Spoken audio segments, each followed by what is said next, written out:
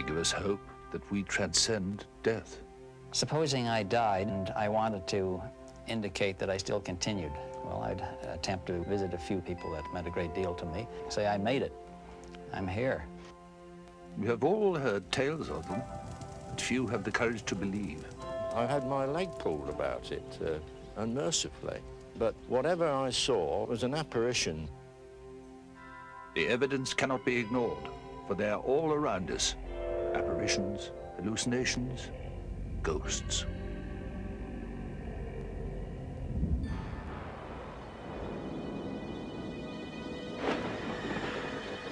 Beyond what is known lies an unexplored world of shadows and phantoms.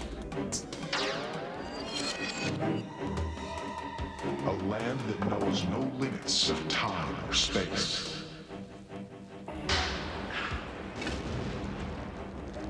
From the dawn of discovery to the nightfall of catastrophe. Journey to a universe of the unexplained, the unforeseen, the unbelievable. A place beyond reality where no question will go unanswered. A place where myth and legend are law, superstition a science.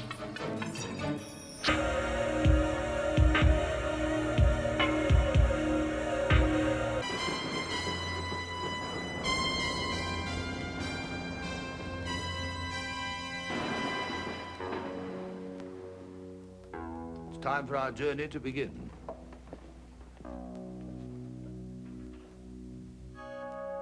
They move among us, but many deny their existence. Ghosts.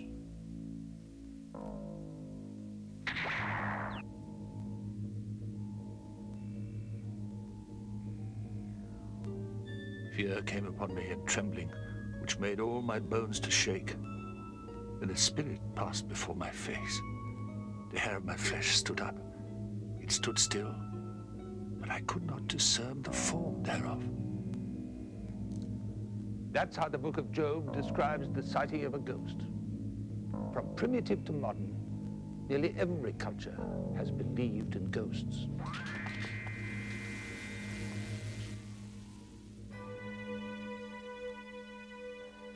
We have tried many ways to live with them, by turns, striving to avoid, seek, banish, and trivialize them. Perhaps we laugh so we need not scream. And yet, sometimes the ghost is less horrifying than the life that preceded it.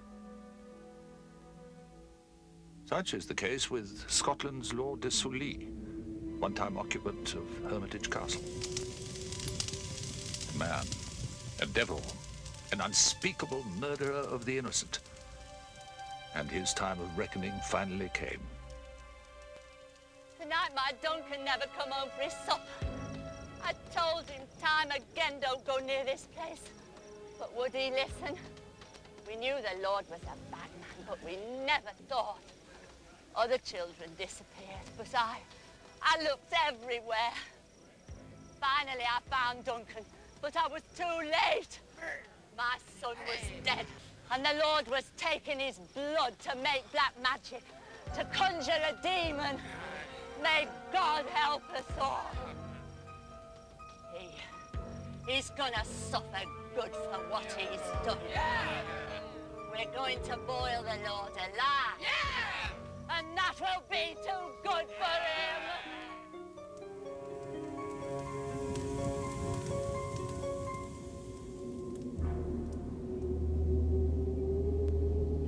The gutted ruins of his castle still stand today, as if waiting for its master to return. Something is said to walk upon these battlements, something evil. I've had people visit the castle, stepped in through the door and come straight out again. It's seen everything. It's seen treachery, it's seen romance, it'll have seen more bloodshed than a lot of places. It has everything about it. Could the Lord de Sully's ghastly deeds live on?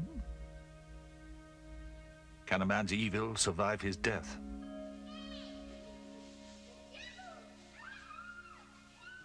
When you enter the castle, you've got this tremendous feeling inside. You can imagine it, it's actually happened. There's something about it that you don't get the same feeling anywhere else.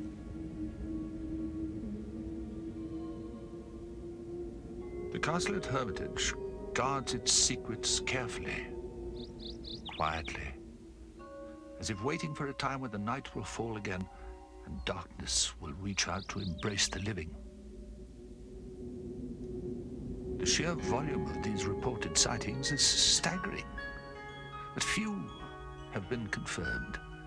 Is it possible to get solid proof of such intangible subjects? One man has tried. For over a decade, Simon Marsden has photographed haunted abodes, seeking proof of ghosts, but rarely finding it, save for one time when his camera captured an unexpected image at a place called Borley Rectory.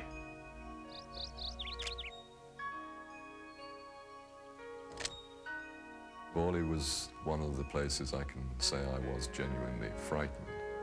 And Borley is known as the most haunted house in England and has just about everything in it. In the story, that is. A coach and horses, a nun that's bricked up, and several other ghosts. Poltergeist activity, you name it, it's at Borley. I went there with two friends, and they asked to leave very quickly after arriving there. I was, of course, going around taking photographs, and on one of the negatives on the contact sheet was the shape in the sky, which I didn't notice till I blew up the actual picture. Now, I know how to trick, and probably any photographer does who's worth his salt, knows how to trick fake photographs. And I can sit here and swear to you that this is genuine and this shape was not there when I took the picture. I've blown up that piece of the picture, and I still am none the wiser as to what it is. To really understand this phenomenon, we need to look at more hauntings.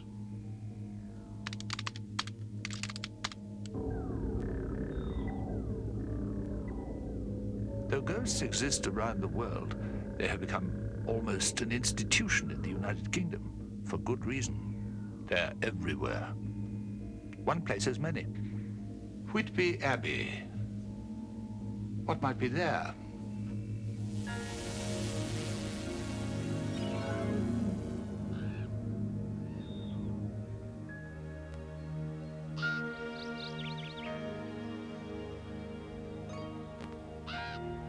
Whitby Abbey is known not just for hauntings, but because it inspired Bram Stoker to write Dracula, one of the most terrifying horror stories of all time.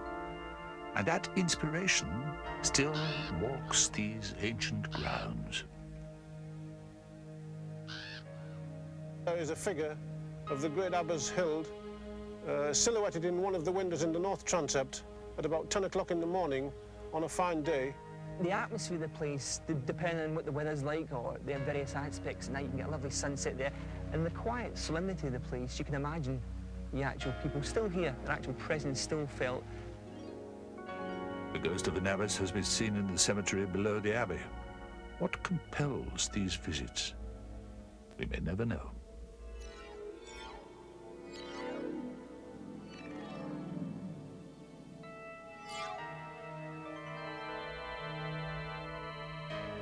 Another of Whitby's hauntings is better documented. One of the abbey's nuns forswore her vows for the love of a knight. For this, she was walled up alive. A ghost can still be seen, as if searching for her long-dead lover.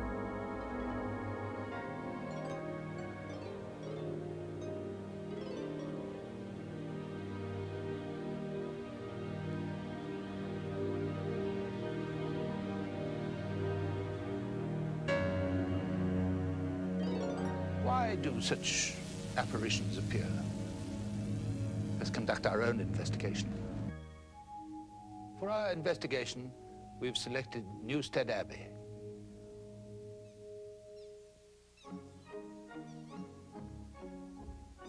At one time a monastery, it became the Byron family home in 1540.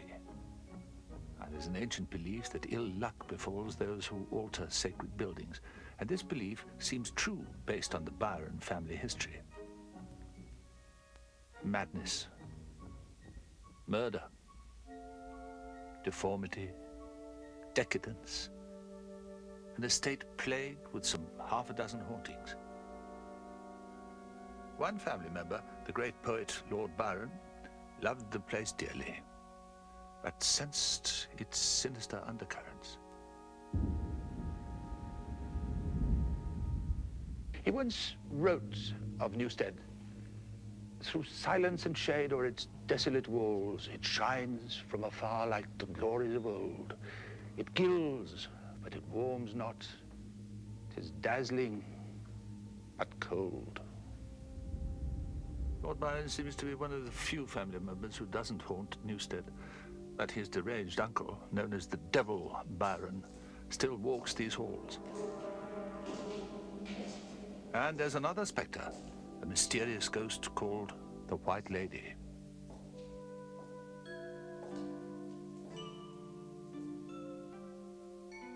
I was motoring along serenely, and in the middle of the road, a light shone on this figure, which I assumed to be a lady.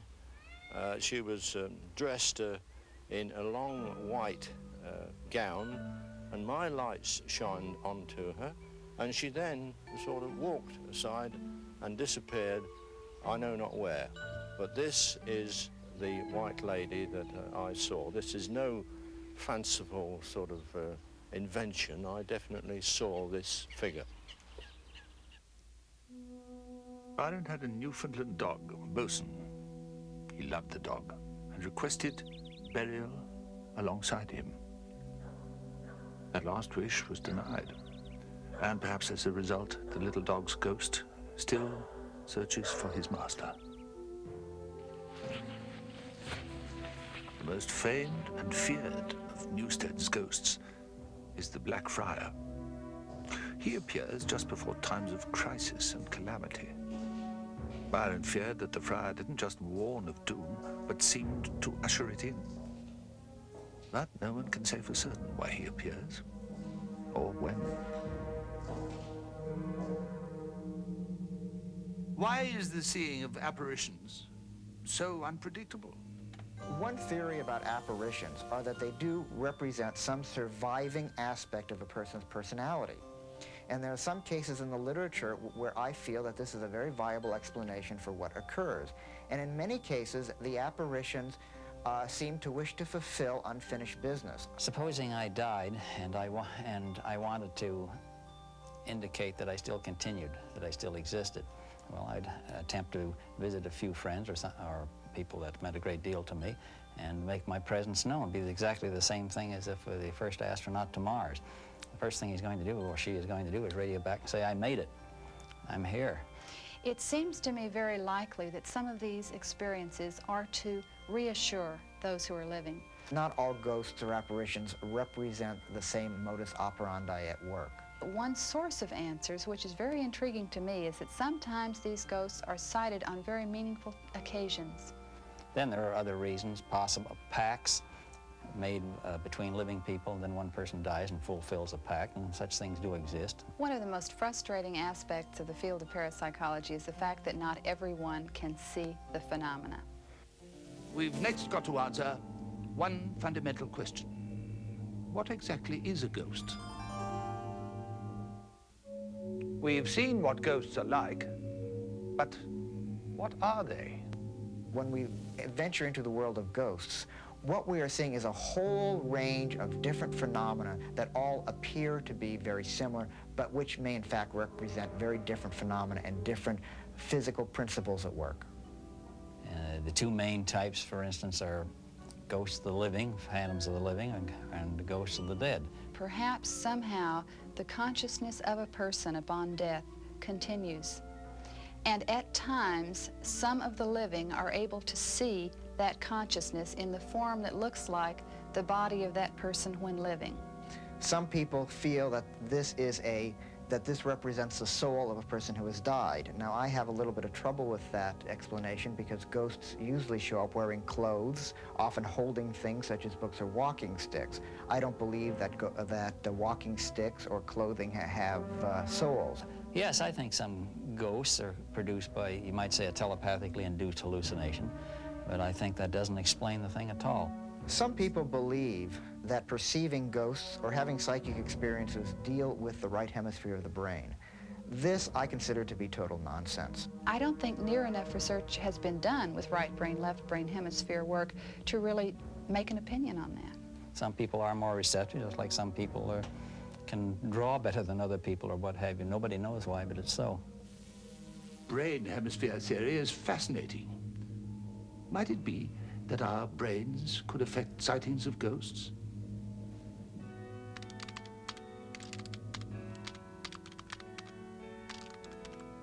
Modern neuroscientists attribute different thinking processes and abilities to different hemispheres of the brain.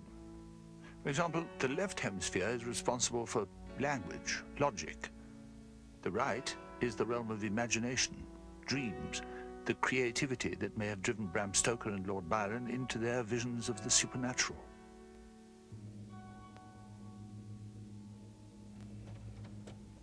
But one doesn't have to be a literary genius to experience ghosts. Ordinary people have seen extraordinary things in another of England's ghostly habitats, a place called Wotton Priory.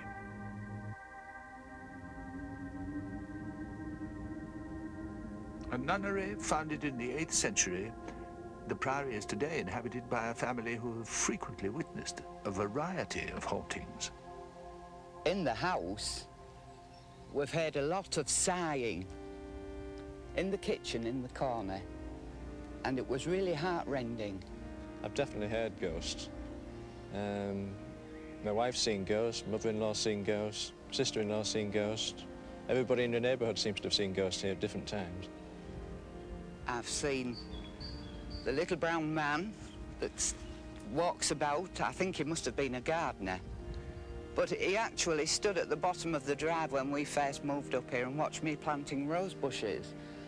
Quite an amused expression on his face.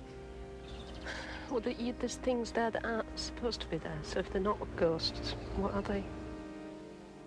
Over the past 1,200 years, Wotton Priory has been inhabited by hundreds of people, and it seems some still remain within its walls. I could see this person in grey, and when I looked, it was a cavalier looking out over this way. And he looked very tense and very worried. And he kept looking through the window as though he was expecting somebody to come. You pick up a feeling of sadness, especially in some parts of the house. But other than that, no, they're just, I suppose, I look on it now like you're sharing a house with a friend.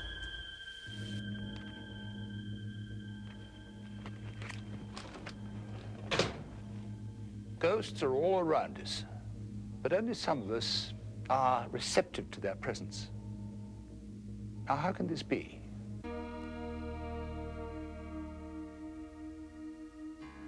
We have seen how some can perceive more than others. At times, we may see more than we may wish to. But are there any of us who do not want to believe that we survive beyond the grave?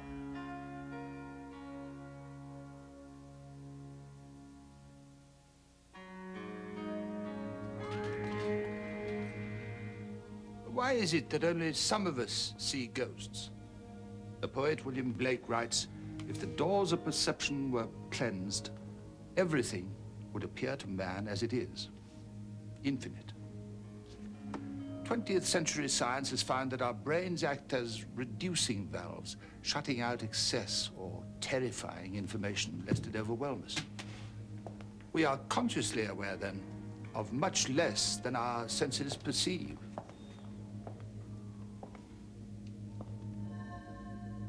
Yet when faced with ghostly proof, our minds seek protection by embracing disbelief. Someday I hope we will not need such protection.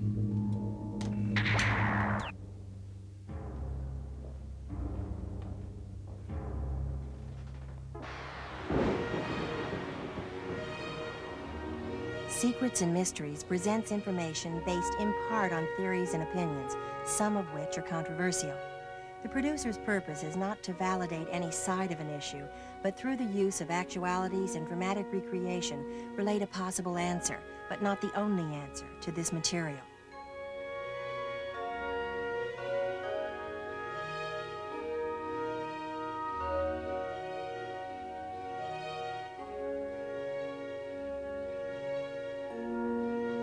Air transportation to England for Secrets and Mysteries provided by British Caledonian Airways.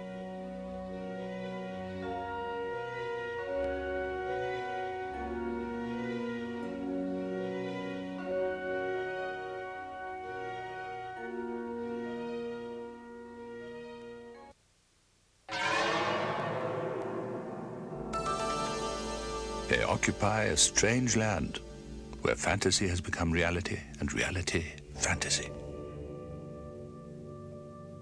Hollywood's a town of legends, and naturally legends are hard to die. There were stars in life, and perhaps their souls have survived death. I was very cold and very frightened. Call it a ghost, call it what you will, but it was definitely something, and it was there.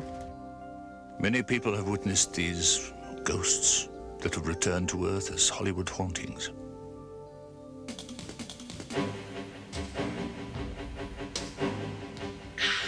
Beyond what is known lies an unexplored world of shadows and phantoms. A land that knows no limits of time or space. From the dawn of discovery to the nightfall of catastrophe. Journey to a universe of the unexplained, the unforeseen, the unbelievable.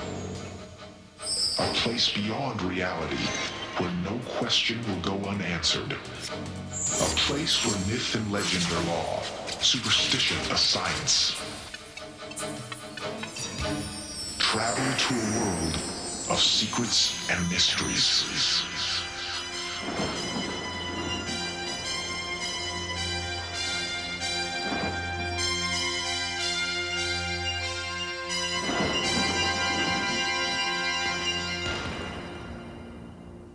It's time for our journey to begin.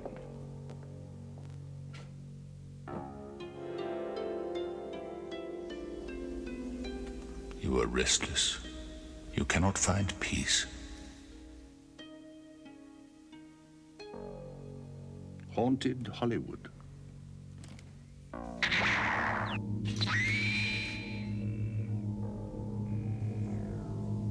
Knowledge surrounds these library walls. And with these instruments, that knowledge can be ours.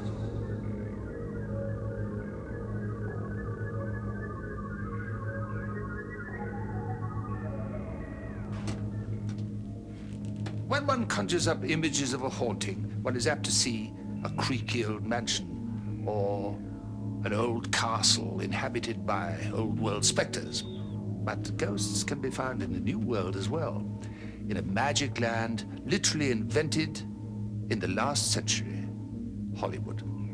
And perhaps because many Hollywood residents were larger than life, the spirits that survived them may be equally memorable.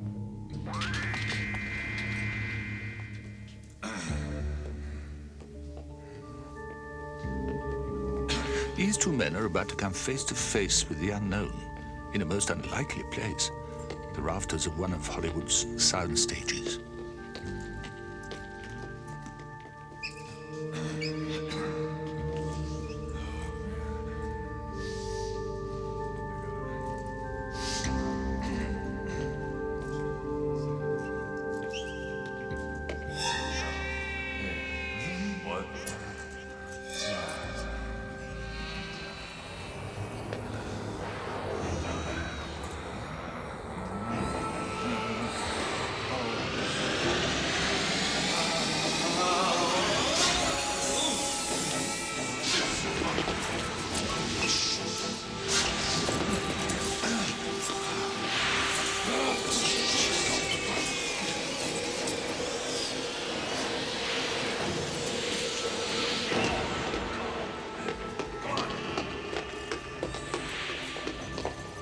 What was it?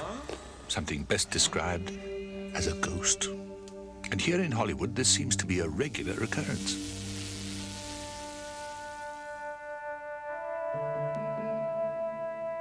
Hollywood seems to have more ghosts than many parts of the country because I feel it has a lot to do with the type of people that populate Hollywood, the actors and the actresses, and people that came out here to seek fame and fortune. A lot of people came here did not have a good time. They ended their lives in tragedy, and those tragedies remained at the places where they occurred. Some of the more notable haunts would be Jean Harlow in her house in Beverly Glen, the Thelma Todd house in Pacific Palisades where she died a mysterious death. Oh yes, and the Lionel Barrymore house in Beverly Hills has been reported a number of times. And then there's master magician Harry Houdini. Well, Houdini is probably Hollywood's most popular ghost. His home in the Laurel Canyon area is certainly considered the most haunted place in all of Hollywood. Though Houdini was a skeptic, he made a pact with his wife, telling her he would try to return. She never heard from him, but others who have walked the ruined grounds of his estate have witnessed strange things, and many believe the ghost of Houdini still searches for his long-dead wife. The movies conquered Hollywood in the early 1900s, and this small village became a magnet for flamboyant, creative individuals. A few became stars, and some of their wealth was transformed into magnificent homes, many of which still survive, though their owners have passed on.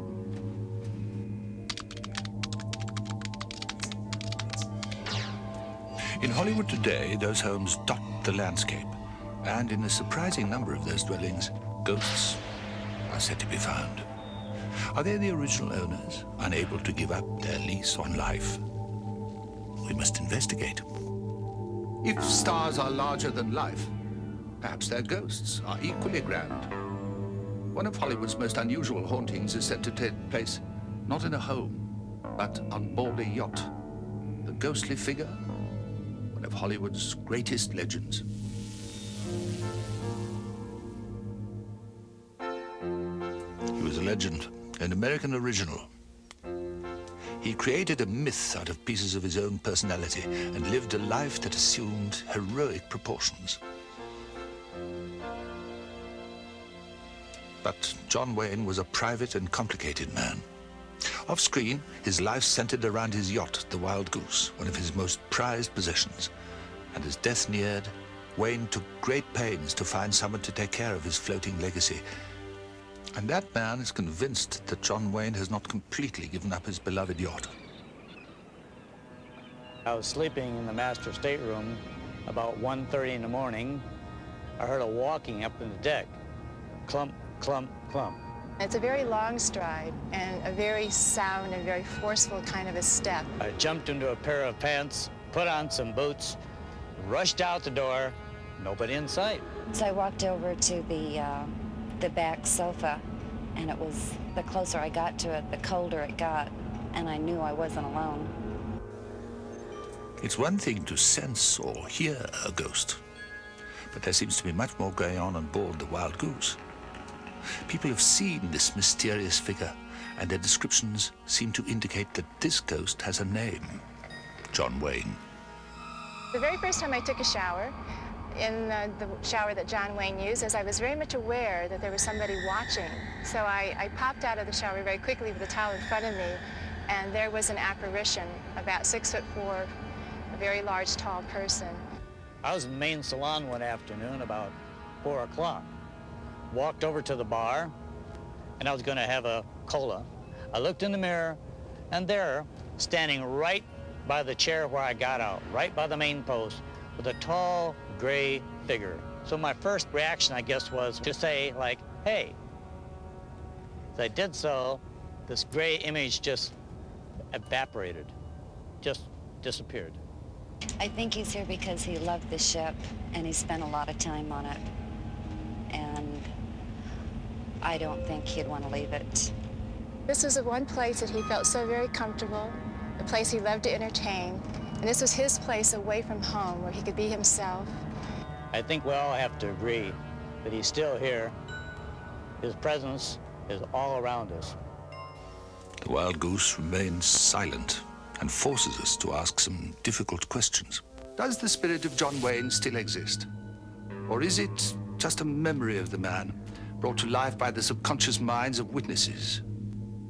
What exactly is happening on board the Wild Goose? Does the spirit of John Wayne still walk the decks of his beloved yacht? Seems fantastic, but psychic Hamilton Farmer believes it might be possible. There are spirits that do wander, that are in that sort of state of limbo, that aren't aware that they are separated from their physical body. In a seance, we're hoping to build up an energy that can be acting like a screen so that any spirits that may be accompanying us today may project themselves so that others may see them. This metaphysical gathering on board the Wild Goose has brought together Hamilton Farmer and an eclectic group of people. They will attempt to focus their collective thoughts and mental powers, their target, the spirit of John Wayne.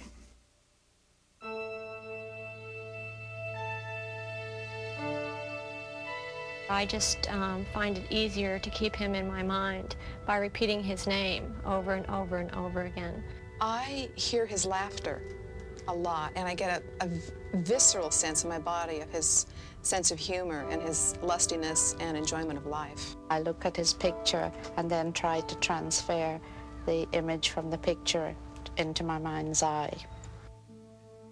In a seance, anything can happen. Contact, absolutely nothing, or something completely unexpected. And in the case of this seance, the unexpected is exactly what happened. If John Wayne does inhabit the Wild Goose, then he chose to take the night off. But someone or something else did appear.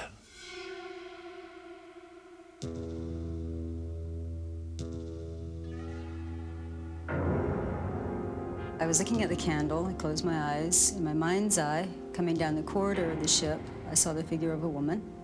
She stopped at a door, started to go in, changed her mind, continued down the corridor, came to the door. She came in. She was tallish. She had on a long dress, dense gray. The whole figure was dense gray. I was very cold and very frightened. Call it a ghost, call it what you will, but it was definitely something, and it was there. And I had never seen anything like it before. There is something happening on this boat. It might be a collective fantasy, an example of wishful thinking. It could be just some other phenomena misinterpreted. And maybe, just maybe, it is John Wayne watching over his beloved Wild Goose. I feel more relaxed here than anywhere in the world because I know that John's looking after the boat and he's looking after me. It's a nice, warm feeling. Many people who witness ghosts sense that they are friendly, especially if they are thought to be the spirits of men and women idolized in life. But what about the ghostly legacy of a man who created a frightening image on screen? Now in death, it is said that he still terrifies shocked witnesses. Bela Lugosi. Though the name Lugosi became a synonym for horror, in real life, he was an actor whose stereotyped role haunted his entire life, and perhaps his death. One of the reasons that I decided to move out of the apartment was because there was definitely something living here and strange happenings going on. A lot of time I would be upstairs in my room. I would hear noise down here. No question in my mind that somebody wasn't here. Oh, about 3 years ago, I was sitting in a chair and I could see that the cats were trying to get up this pair of steps. And they couldn't get up the steps, and there wasn't anything here stopping them that we could see. And they kept trying to get up the steps, and they would run back down and run back up and run back down. It wasn't a game. I think that it was an entity that was holding them back. And so I got up and started yelling at this entity or force to get out of the place and get out of the way, and then it disappeared. Because it's difficult to ignore such persistent stories, it's often necessary to send a professional where amateurs fear to tread. And metaphysician Margaret Rogers is an expert at sensing what lies beyond our perception. The emotion that I find is the energy of wanting to hit out.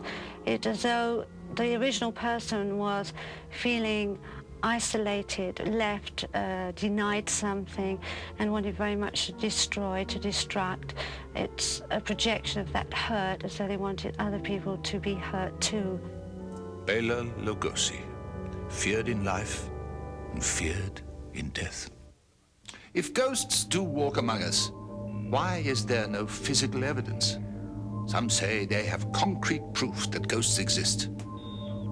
We need to look at this evidence for ourselves. Ghosts, like stars of the silver screen, can be shy and reclusive.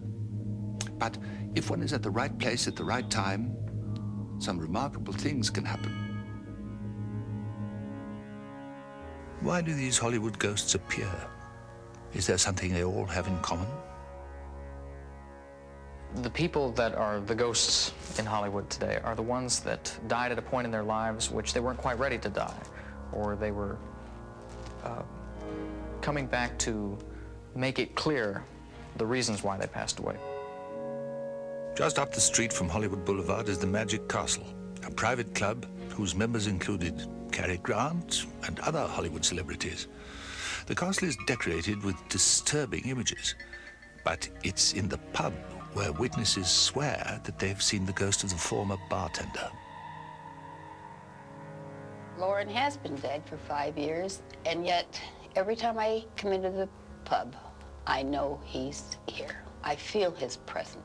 Others of our employees, or at least one in particular, swears he saw the ghost of Lauren here after he passed away some years ago. When I went down to the English pub, to the bar, I used to go down there a lot to, whatever I had to do. And I turned around, and when I turned around, he was just standing right there, right where he always was, standing behind the bar. Whatever it was Lauren, because I saw him and he was there. And at the time, I just went upstairs and I told all the ladies in the office what just happened, and they all believed me. Came running up to my office, which is 3 flights up the stairs, white as a sheet. And he said, Lauren is down there. Lauren is back. And the reason he came back, and he will keep coming back, is to let us know that he's okay, that he found the peace he needed, and that everything is going to be okay.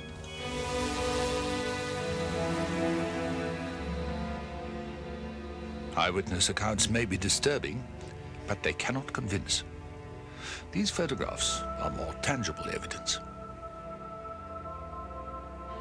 One of the fascinating things about getting ghosts on film is very seldom do they appear in full form. They're usually wispy. They're usually like fog or smoke.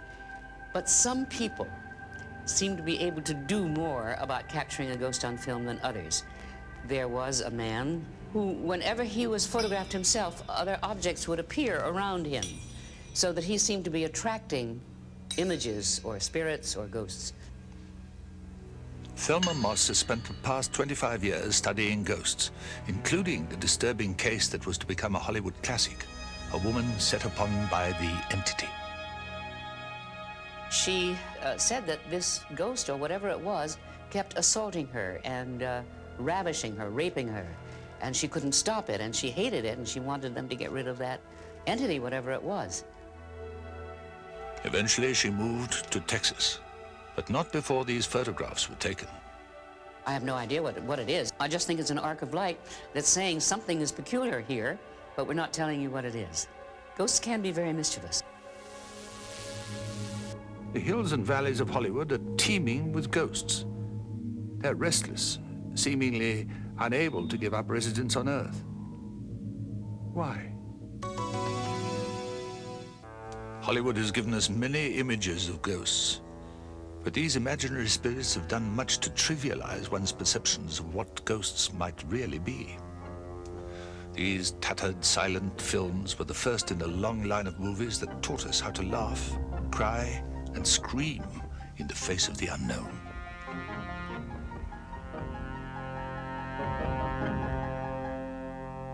But something does stalk these places where the men and women who created Hollywood laughed and played. And perhaps There is a reason why these restless spirits still haunt this earth. Many of the legends of Hollywood, possibly having the fame and all enjoying the good material things of life, you see, they just don't want to let go of it. They still want to enjoy it, even though they are in an ethereal state. Hollywood's a town of legends, and naturally legends are hard to die. So when some of the legends die before their time, people don't want to let their heroes disappear so quickly, and they keep them alive. And one of the ways to do it is through these sightings and ghosts that supposedly appear. So every major star, and it's probably no coincidence that most of the stars that died early in their life are still around supposedly as hauntings.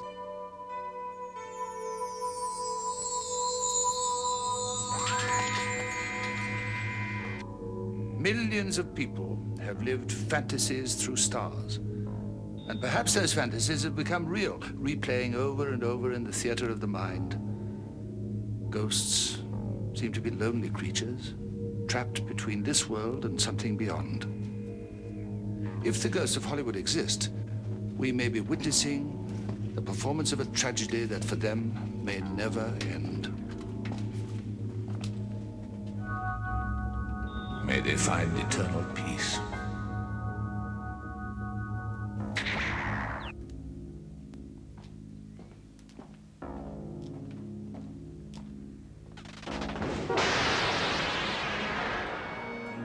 Secrets and Mysteries presents information based in part on theories and opinions, some of which are controversial.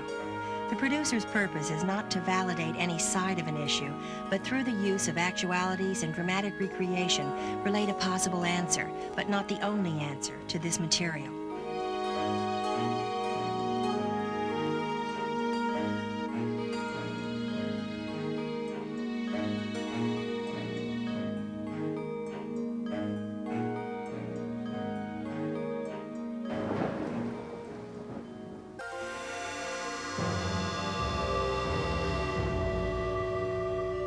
They are born in chaos, and they bring death and destruction to our earth. We looked across the street from us, and there was total devastation. It looked like a bomb had been dropped. They rip a path through the heavens and tear apart the fabric of our lives. The neighbors all gathered at my house because ours was the only house left. They are nature at its most terrifying. They are tornadoes.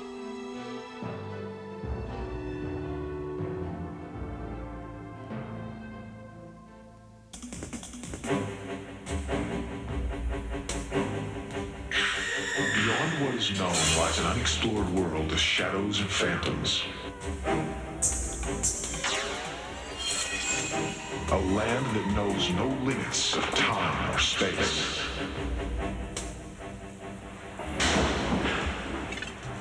From the dawn of discovery to the nightfall of catastrophe. Journey to a universe of the unexplained, the unforeseen, the unbelievable. A place beyond reality where no question will go unanswered. A place where myth and legend are law, superstition a science.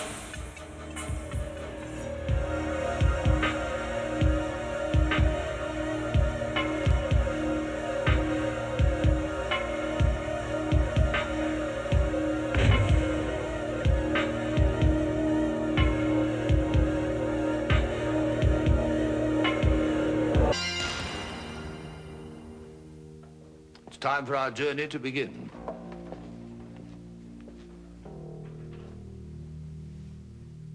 You howl in fury and have no regard for the works of man. Tornadoes.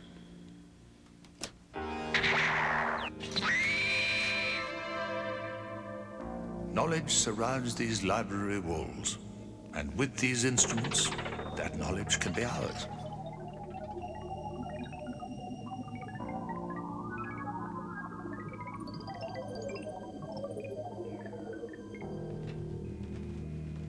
Man has dedicated much time to exploiting and confining nature. But nature can fight back fiercely, and there are few forces of nature as savage as a tornado.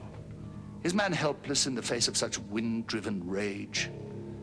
We need to take a closer look at one of those terrible winds.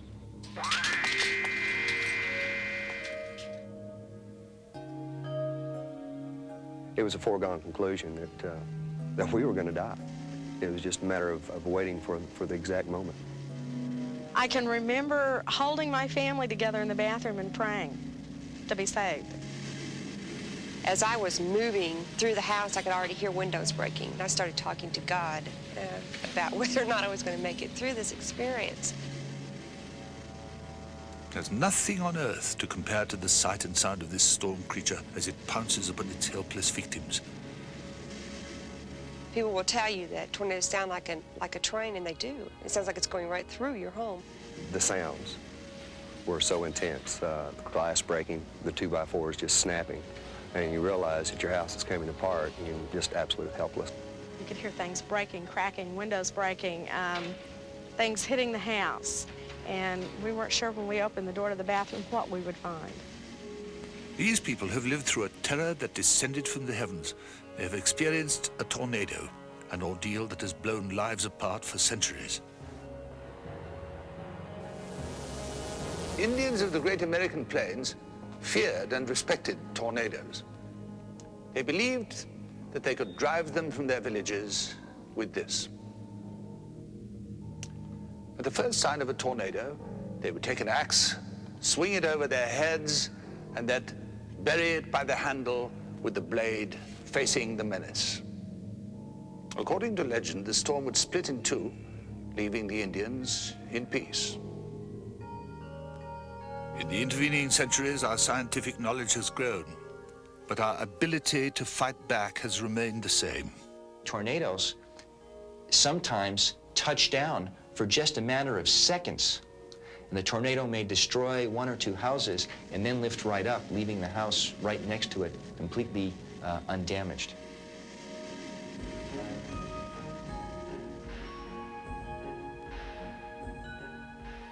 The word tornado comes from the Latin word torne, meaning turn, and the erratic paths they take are only one of the more terrifying things about them. This tornado appeared in Minnesota in the north-central United States, and amazingly enough, a helicopter was in the vicinity with a very brave pilot and cameraman on board, and they captured one of these turning winds in this spectacular footage.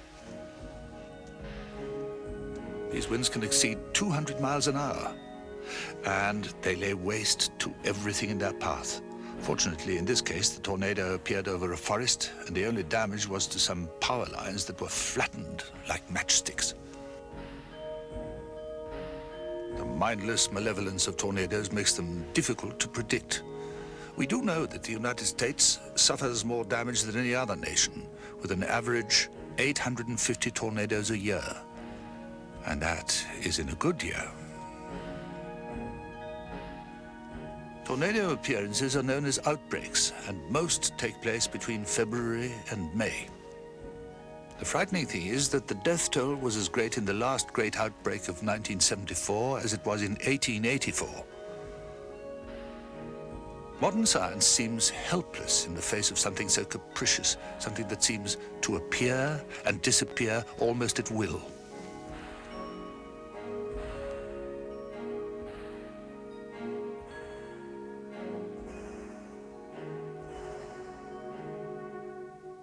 On the average, something around 100 people a year are killed by tornadoes. Tornadoes come in many shapes and sizes, and we can reproduce all those in our laboratory model. And that's brings up one of the advantages of the laboratory model, in that one can reproduce time and again the same airflow. At Purdue University in the United States, Dr. John Snow recreates tornadoes in this special chamber, paying close attention to their destructiveness. Most people who are hurt by tornadoes are hurt indirectly through flying debris. In a similar study conducted in the tornado-prone state of Texas, researchers have attempted to duplicate the effects of these winds on a simple piece of wood blown into the slab of thick concrete.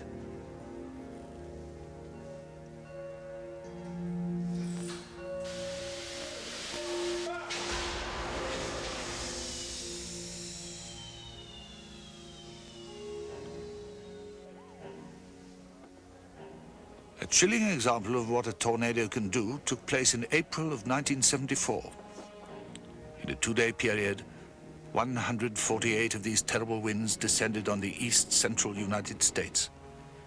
In the space of 16 hours, they killed 315 people and injured another 6,000.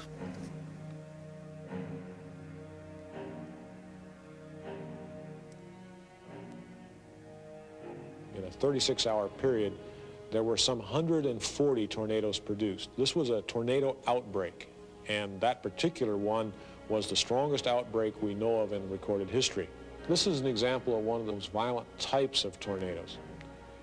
It's very large, very powerful, probably having wind speeds approaching 300 miles an hour. As a result, it just demolishes everything in its path.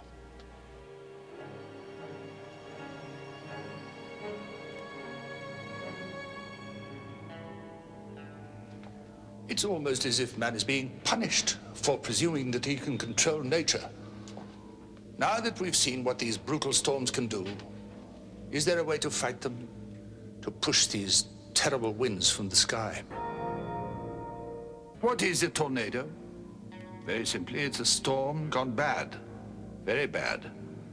These killer winds behave as if possessed by a malignant intelligence, and like many killers, they are unpredictable.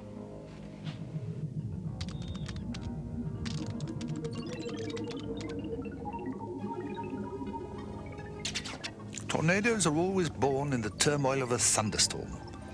Warm, moist air pressing against dry air creates an atmospheric witch's brew that soon forms clouds. And then, as it cools, rain.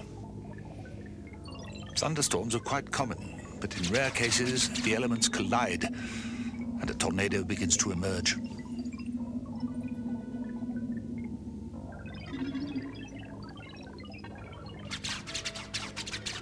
Occasionally, if the storm keeps growing, the winds at the top of the storm begin to rotate. And if that rotation continues and tightens, that spinning vortex may become something deadly, something called a tornado.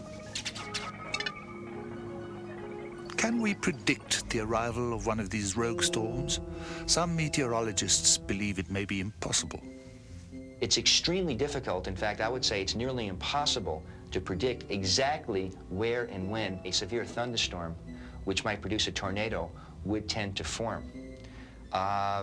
So my feeling is we may be able to give 20 or 30 minutes notice for the very large tornadoes, but to be able to say that 3 hours from now a tornado was going to form over a certain city is absolutely impossible.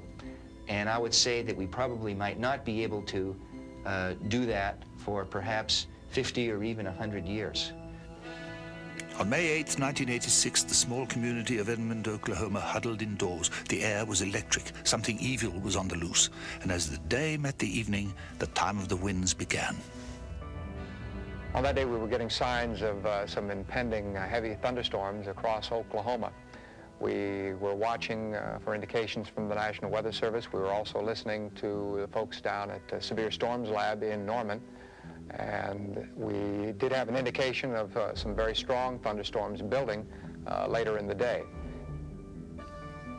As night began to fall, so too did the winds, forming into a huge black funnel.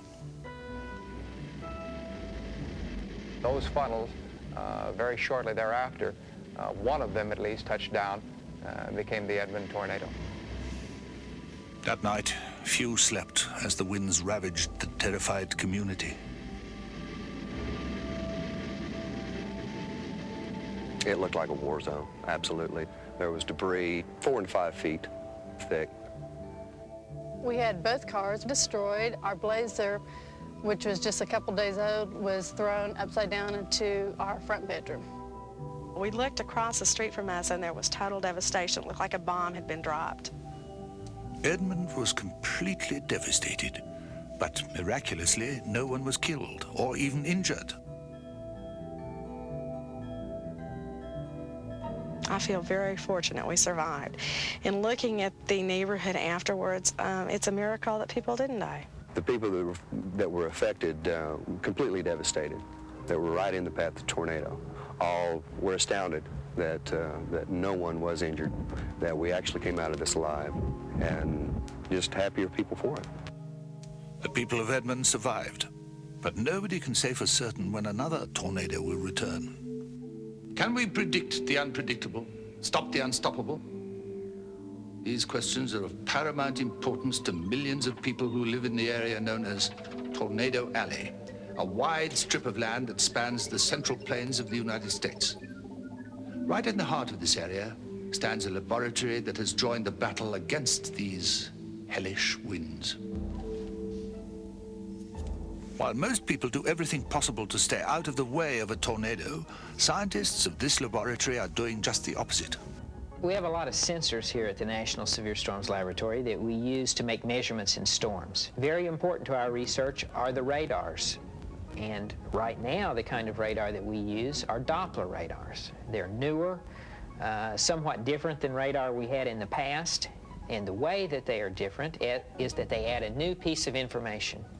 That information, properly processed, gives you the motion of those raindrops up inside the storm. Knowing the air motion inside the storm, then we can learn how that storm evolves, what makes it tick, how does the air get flowing in the direction that it flows. And very important, perhaps the most important piece of information, is when does it start spinning? Any warning given before a tornado strikes can save hundreds of lives, and that warning time may increase. Through the use of sophisticated atmospheric analysis and radar mapping, we may gain precious minutes, time also gained through the efforts of dedicated researchers who defy the winds to do their worst. Today, there are men and women who don't cower before the deadly wind. They seek it out. Why? To learn its secrets. Secrets they can share with us. When tornadoes strike, most rational people head for their basement. But not these men and women. No, they head right into the winds, risking their lives in the pursuit of knowledge. Storm chasers are a particular breed of person. It's actually almost inbred in you. There's something that tells you want to go out and chase severe thunderstorms and tornadoes. It sounds kind of off the wall, but there's a particular breed of us who love to do it, and we kind of derive a particular thrill of going out and seeing what is such a fleeting occurrence on the earth. Okay, deploy. Let's go. I got the thing. Deploy. Yeah! Many of these storm chasers travel with highly sophisticated equipment designed to measure the force of the storm, equipment that forms a virtual laboratory on wheels.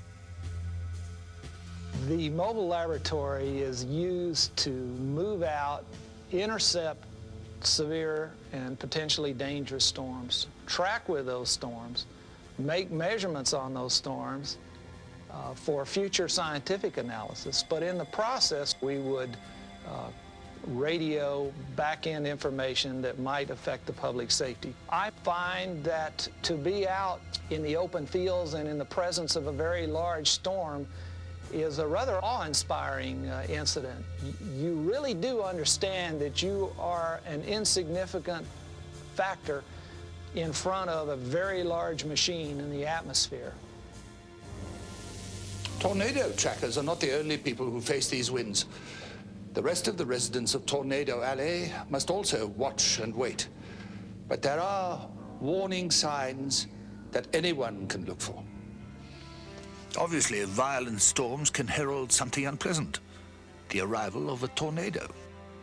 The clouds were building, and the neighbors were outside looking. We were all looking at the storm, and we knew there was something to be concerned about then. I started weather watching and went out on the front porch and was watching the clouds roll in, and the more they roll in, the darker and deeper they got. It's referred to as a wall cloud.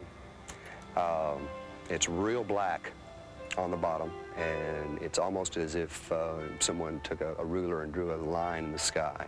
It was pouring down rain like crazy. I mean, you wouldn't believe the way it was raining. And then we got a pea-sized hail that came shortly after that, like it was pouring out of a bucket. And watch the tornado form.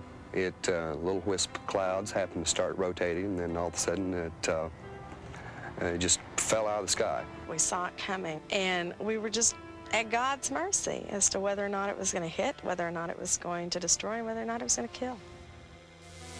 It is usually futile to run from a tornado, but over the years, crucial information has been gathered that has saved thousands of lives.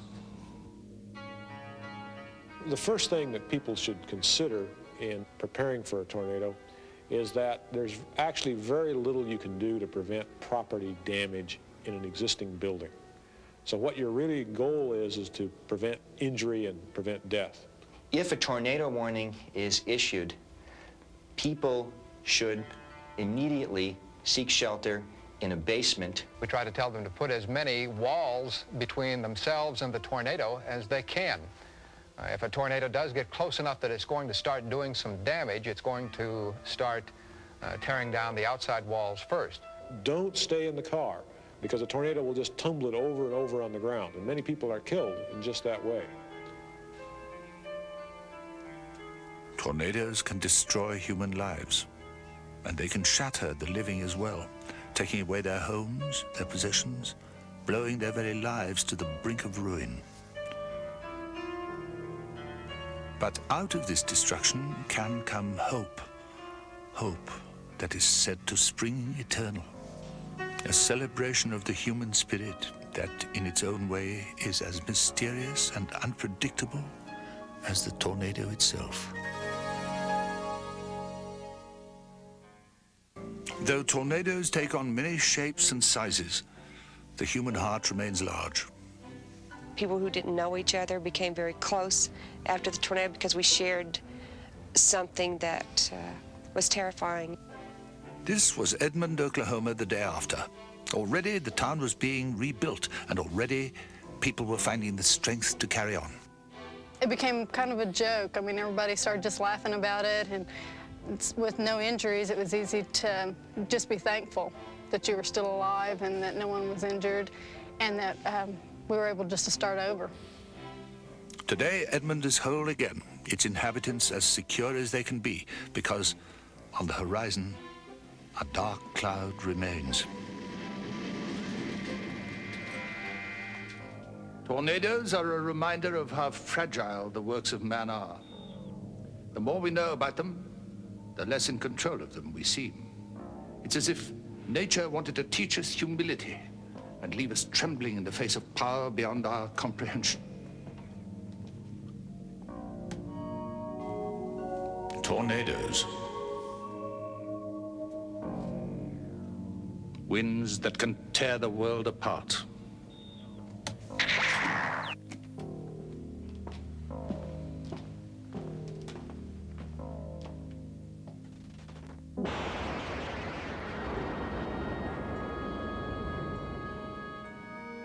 Secrets and Mysteries presents information based in part on theories and opinions, some of which are controversial.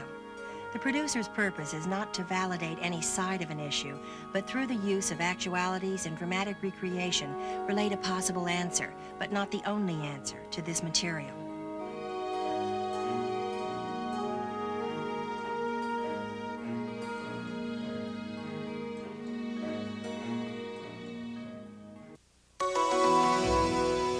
They rise from the earth like messengers from hell. The truth of the matter is that it's impossible for us to forecast exactly which volcano will erupt and when that might be. They possess the power that created our planet, and they are capable of destroying it as well. Oh, dear God. My God, this is hell. I honest to God believe I'm dead. We have lived with them since the dawn of time, and we still stand in awe of their fury. They are volcanoes.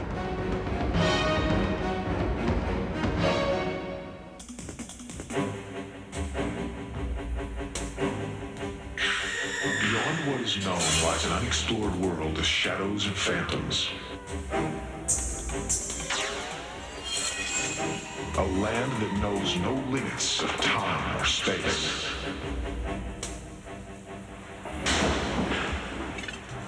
From the dawn of discovery to the nightfall of catastrophe. Journey to a universe of the unexplained, the unforeseen, the unbelievable. A place beyond reality where no question will go unanswered. A place where myth and legend are law, superstition a science.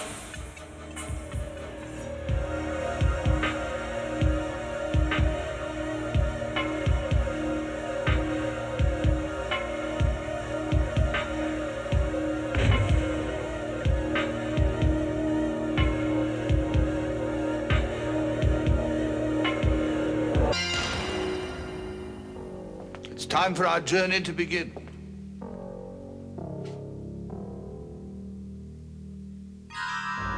You erupt in fury. Volcanoes.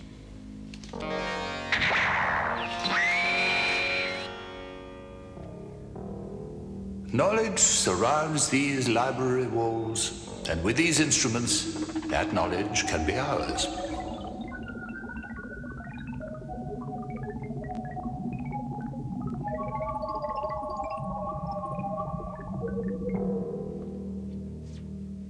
Children and children's children, hear, I warn you now. Sooner or later this mountain takes fire. Do not trouble about your hearth and home, but flee without hesitation. Those words were inscribed upon a plaque placed near the base of Mount Vesuvius in 1632. It was a warning of the terrible power that the volcano possesses. And that warning holds true today. On May 18th, 1980, hell surfaced upon the Earth. Mount St. Helens, a volcano in Oregon in the United States, erupted. And trapped in a descending cloud of ash, a cameraman named Doug Crockett recorded images of what he thought was his own death. I never really thought I'd believe this or say this, but at this moment, I honest to God believe I'm dead. Oh, dear God. My God, this is hell. I just can't describe it. It's pitch black. Just pitch black. This is hell on earth I'm walking through. Oh, God. Many long hours later, a helicopter rescued him. But the devastation caused by that eruption remains today. Volcanoes are one of the most energetic or ferocious kinds of natural activities. Volcanoes can destroy in, unfortunately, a number of ways. So I think mankind simply has to learn to live with the volcanoes and the devastation that they produce. Volcanoes are such incredible generators of energy. I mean, they're to sound silly about it, perhaps, they're a raw point in the Earth's surface. Volcanoes are spectacular, and they're an indication that the Earth is alive and kicking. And every time a volcano erupts, it's just an indication that the Earth is a dynamic place. And the truth of the matter is that it's impossible for us to forecast exactly which volcano will erupt and when that might be. The word volcano comes from a small island off the coast of Italy, Volcanoe. Its ancient residents believed that Volcanoe was the chimney of the forge of Vulcan, the Roman god of blacksmithing. Those Romans were among the first to feel the wrath of a volcano when Mount Vesuvius erupted in 79 AD, devastating the thriving merchant town of Pompeii and leaving us a sad record of the last moments of its inhabitants, caught and imprisoned in the ash and clay until they were rediscovered in the 1800s. Today, they lie where they fell, mute testimony of the destructive capabilities of the volcano. Volcanoes are found all over the world, and their locations give us a clue as to the reasons for their existence.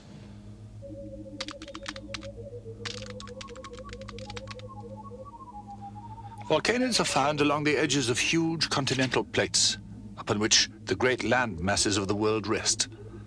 When these plates move, even slightly, the friction generates heat, and that heat plus energy builds up pressure that can be relieved through an earthquake or a volcano.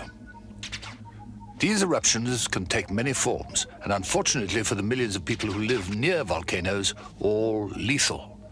For example, one type is the tremendous paroxysmal explosion, the kind that destroyed Krakatoa in 1888. An explosion literally heard 1,000 miles away. Another powerful type of eruption is the strombolian, a spasmodic yet regular activity that takes place over a period of years. And finally, the Plinian, named after the great Roman naturalist who was killed in Pompeii. The human cost of one of these eruptions can be devastating. On the tiny island of Martinique in 1902, a shocked world learned just how enormous that toll could be. It was the beginning of a new century. On this small French island, located in the heart of the Caribbean, life was good. St. Pierre lived in the shadow of a huge volcano, Mount Pelée, 4,500 feet tall, almost 39 miles in diameter at the base. Pelée was simply taken for granted by the 30,000 residents of this bustling town. But in the spring of 1902, something began to go wrong, terribly wrong. What happened was that the volcano had been in eruption, actually, for weeks or possibly even months before the catastrophic event of 1902. What happened, essentially, was that although many people wanted to leave, they were encouraged by the authorities to stay. People were sort of kept in town for political reasons, and the eruption itself was not so tremendously large, but this village of 29,000 people, it was in the wrong place at the wrong time.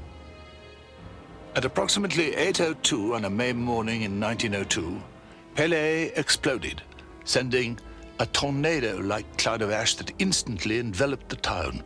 Over 29,000 people were suffocated, burned, or blown apart by this tremendous eruption.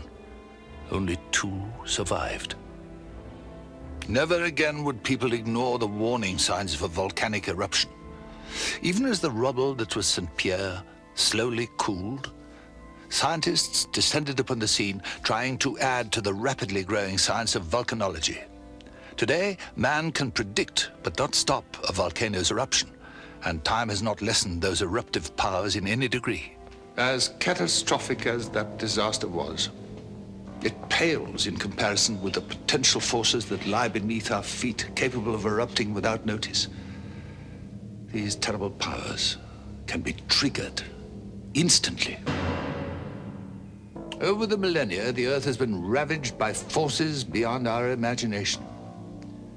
There are 2 kinds of volcanic eruptions, similar only in their destructive capacity. They're capable of destroying everything in their path for thousands of miles. One such eruption is called the flood basalt. Rather than emerging from a mountaintop, this takes the form of long fissures that can spread lava over an area 100 miles wide. Another kind of eruption is the ash flow, a subterranean collapse that could cover an area hundreds of miles in diameter. How would modern man react to the force of such a catastrophe? In 1980, there was what we could call a dress rehearsal, and the world watched as a paradise was turned into a desolate wasteland. The Cascade Mountain Range in the Pacific Northwest of Canada and the United States is a magnificent landscape that justly provokes awe in all who live there. The jewel of this beautiful natural crown is a mountain called St. Helens. Before 1980, the area around Mount St. Helens was really beautiful and idyllic, especially on the north side of the mountain. A beautiful large lake, Spirit Lake, and many high mountain lakes stocked with trout and favorite meccas for fishing and hunting and hiking. But in the spring of 1980, there was something wrong with that mountain. Things were turning very bad. In late March of 1980, earthquakes started coming from beneath the volcano. And then we found that the north side of the volcano was moving outward at a rate of 5 or 6 feet per day, forming a gigantic bulge. And so it was pretty evident that something significant was going to happen. You're gonna have to go, and the faster the better. One time, one thing, you gotta go. Not everyone listened. Harry Truman, who owned a lodge alongside Spirit Lake, refused to leave. Despite the rumblings, he vowed to stay. No, I'm not going to leave. You're damn right I'm not going to leave. I'm going to stay here. But most knew something was about to happen. and they prepared for catastrophe. Anytime the mountain's bulging out 6 feet a day, you know it's going to blow. Everybody knew it was going to blow, and everybody was just watching it. I don't know why Truman stayed where he did, because, you know, sooner or later that just the law of gravity said that that side of the mountain would have to, you know, let loose. And by the morning of May the 18th, thousands watched and waited. It was a beautiful spring morning. Scientist David Johnson watched as a huge bulge began to grow on the mountainside around him. He was in the middle of a radio transmission, and his last words were, "This is it. Mount St. Helens had come to life." People weren't caught by surprise when the volcano erupted. That was more or less expected, but the magnitude of the eruption took everybody by surprise. It had been considered as a worst-case possibility that something such as what actually occurred could take place, but worst-case events seldom happen, so we were looking for something smaller, and we were wrong. What happened is that this bulge that had been forming on the north side of the mountain started to slide down slope, and this was just like removing the lid from a pressure cooker. It's been estimated that it was the equivalent of about a 17 megaton nuclear weapon going off. Despite the near total devastation, experts say it could have been worse. Due to the efforts of scientists and park rangers, almost everyone on that mountainside had been evacuated. With the tragic exception of David Johnston, who gave his life so we might learn, all of the scientists were out of danger. Harry Truman, however, simply vanished. Those who were there can never forget. Everybody was in a state of shock. Our beautiful mountain had double-crossed us. The whole landscape was gray, quiet, real still, no birds singing, no bees buzzing.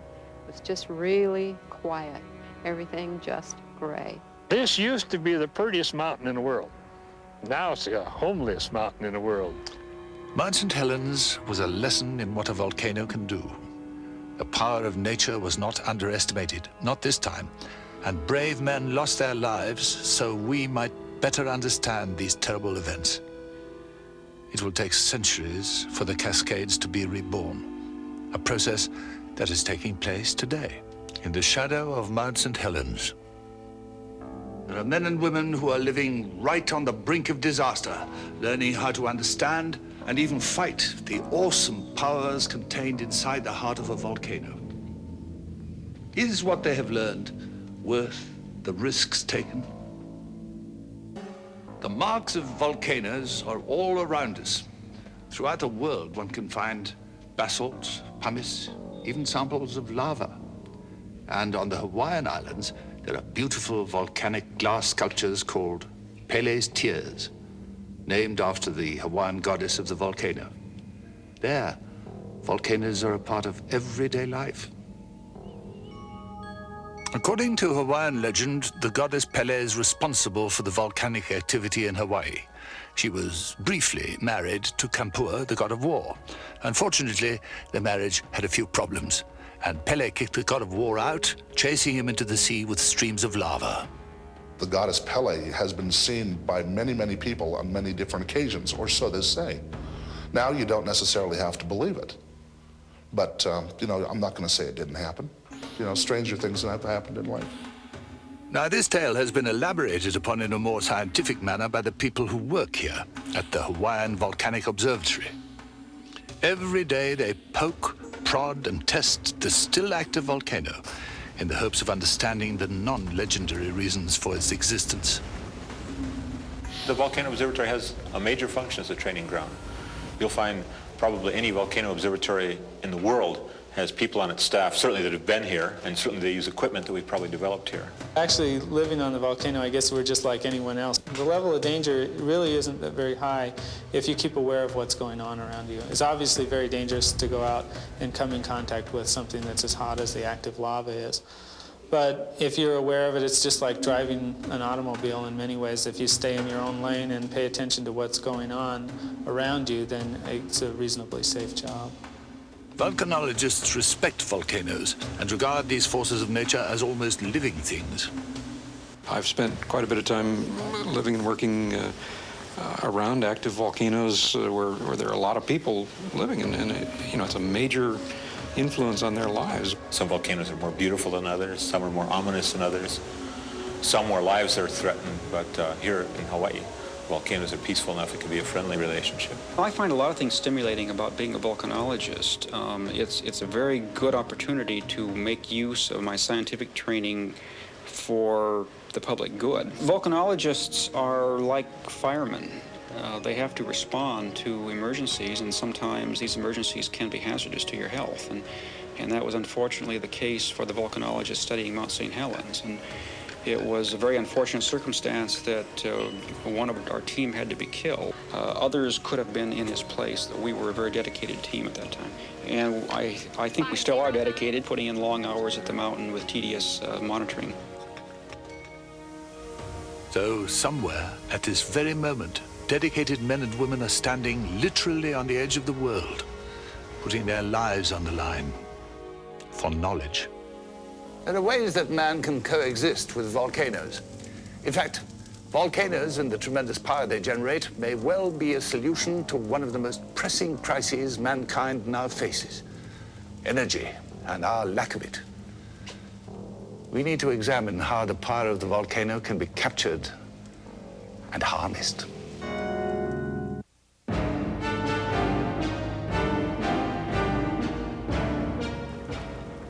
It would take over 2,000 times the world's supply of coal to produce the heat that can be found in the upper 6 miles of the Earth's crust. And that force has been tapped here in this huge power station in Northern California in the United States.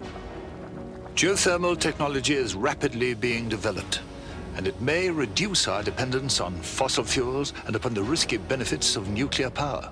One of the byproducts of volcanism is the fact that it creates hot water and steam underground. And under favorable circumstances, this heat can be tapped to form geothermal energy. And that's one of the good things that comes from volcanic activity that people sometimes don't realize. I think mankind simply has to learn to live with the volcanoes and the devastation that they produce. And remember, the devastation from one generation creates arable land for the next. My feeling is that people should be aware of the hazardous aspects of volcanoes. They should be educated in terms of how they might need to respond if an eruption seems imminent. But at that point, they should go ahead and enjoy playing on volcanoes and skiing off of them and so forth. In other words, for recreational places, I think they're unexcelled. There's no reason to limit the access to volcanoes while they're quiet. Volcanoes are windows into our ancient past, indeed rips in time itself. Under our feet, the earth is still being born, the ground shuddering from the force of nature's labor, and volcanoes are an all too visible symbol of this process of creation, this process of eternal renewal.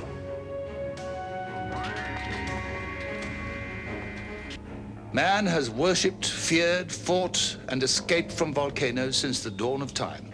But it's only in the last few hundred years that we have really tried to understand the miraculous power contained within this phenomenon. We are guests on this earth, and the more we understand, the more we can derive from our lives on this planet. The volcano, a terrible force. A force to be reckoned with.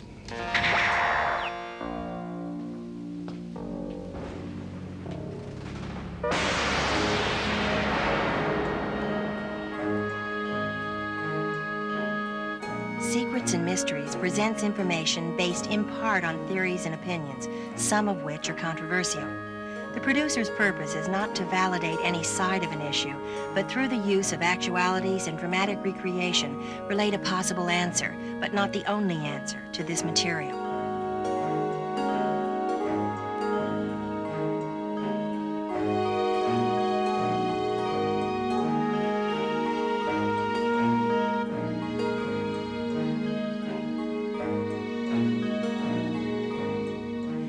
Air transportation for Secrets and Mysteries provided by Delta Airlines. We love to fly, and it shows.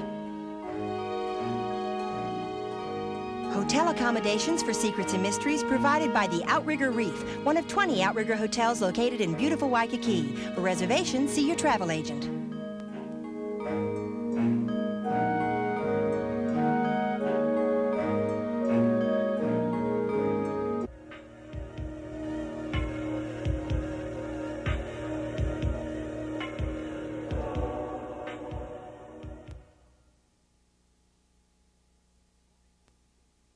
According to a recent poll taken in the United States, half of its population believed that the universe is inhabited by other intelligent life.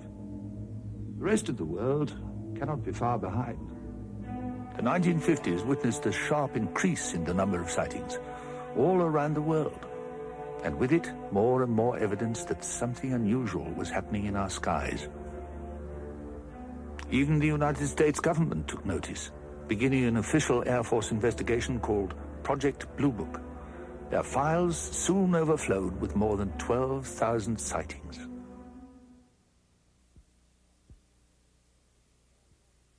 These water beasts may well be the most ancient surviving inhabitants of our planet. Did I see the monster? I don't know, but I do believe that, you know, I obviously saw some things, and nobody's been able to tell me what I saw. So I think I must have seen the monster.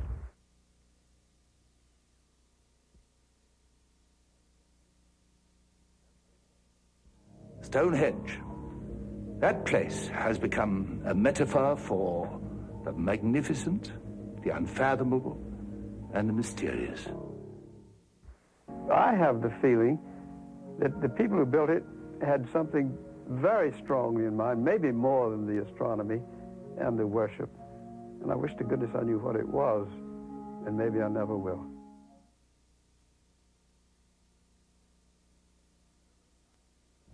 German scientist Werner von Braun is considered to be the architect of America's space program. Von Braun and his team took the technology from the German V2 rocket, which had been created for destruction, and applied it to the development of the chariots that would take man to new worlds. There's never been an astronaut who got on a spacecraft, whether it was Mercury, Apollo, or even Shuttle, who didn't fully understand the risk involved and who wasn't willing to take them.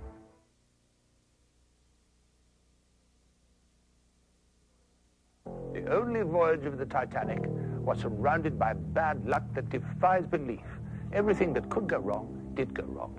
It was as if she was cursed. A curse, some say, began when she was launched. He went up and he came back. He said, "It's nothing much. They only struck an iceberg."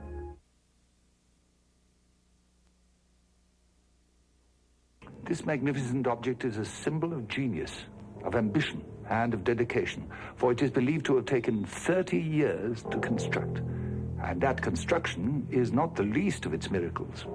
It stands as, one of the most prominent monuments for its size and complexity, and also its lack of information about it. To be able to plan and economically accomplish such a large feat for the pharaoh is extraordinary.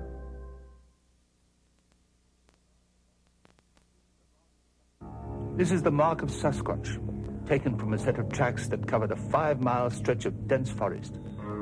The depth of each print indicates that whatever made it weighed 800 pounds. 800 pounds. And there's other, more dramatic evidence. On a hot afternoon in October, Roger Patterson and a friend were riding through some woods in northern California. Suddenly their horses shied. They looked ahead and saw something squatting by the creek. As the creature ambled away, Patterson took this film that has been analyzed, debated, and contested ever since.